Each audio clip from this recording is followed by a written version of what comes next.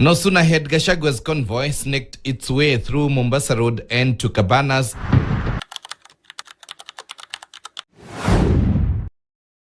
Ladies and gentlemen, welcome back to the Kenyan Insight Media. In the shadowy corridors of Kenyan politics, the events of the day that the former DP Rigathi Gachagua landed in Kenya from USA have sent ripples throughout the country. As Gachagua stepped out of the airport with his supporters who came in large numbers to receive him, his convoy was attacked by organized goons under the watch of the police. Yet, what is startling is how the police and other security agencies have remained silent.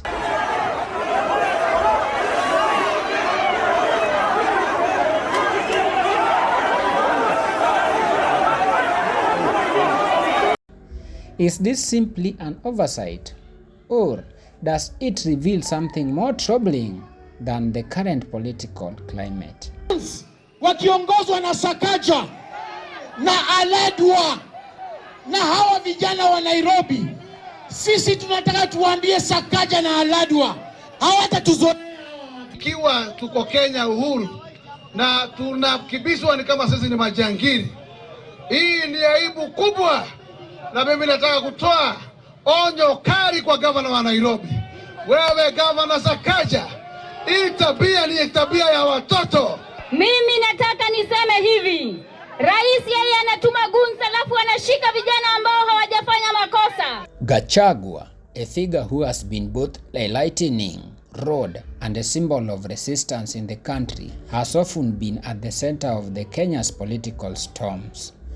His impeachment, a move that many viewed as politically motivated, only added to his notoriety and galvanized his support base.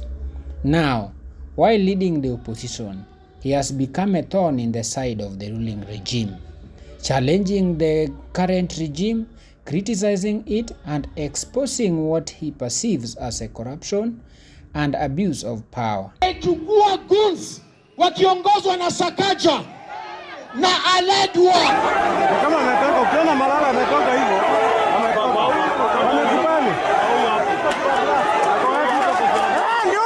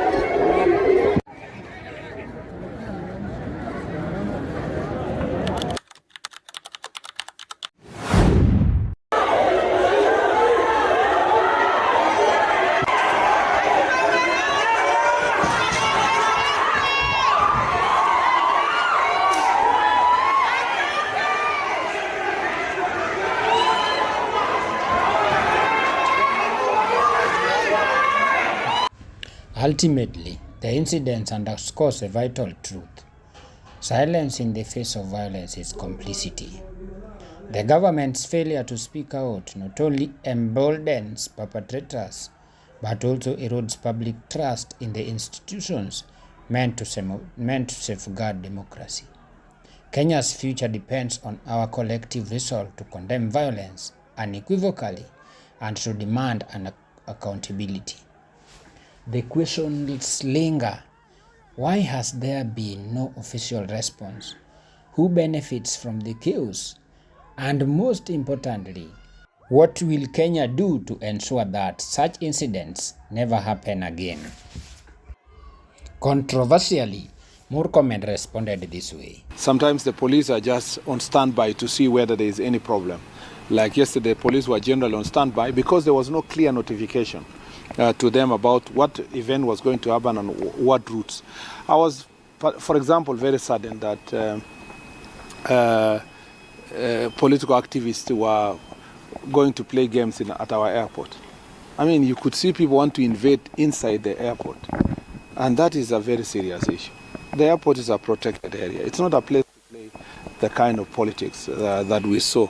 And you saw, people entering inside the airport just with a lot of razzmatazz for absolutely nothing, for pure zero political value, zero economic value, zero PR. Whatever it was being done, it was just useless.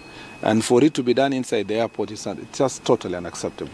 And that's why we were saying, if the team was intended to do good for our country, they would have worked with the police. They would say, we are welcoming our visitor. Can you give us a designated area we want to welcome?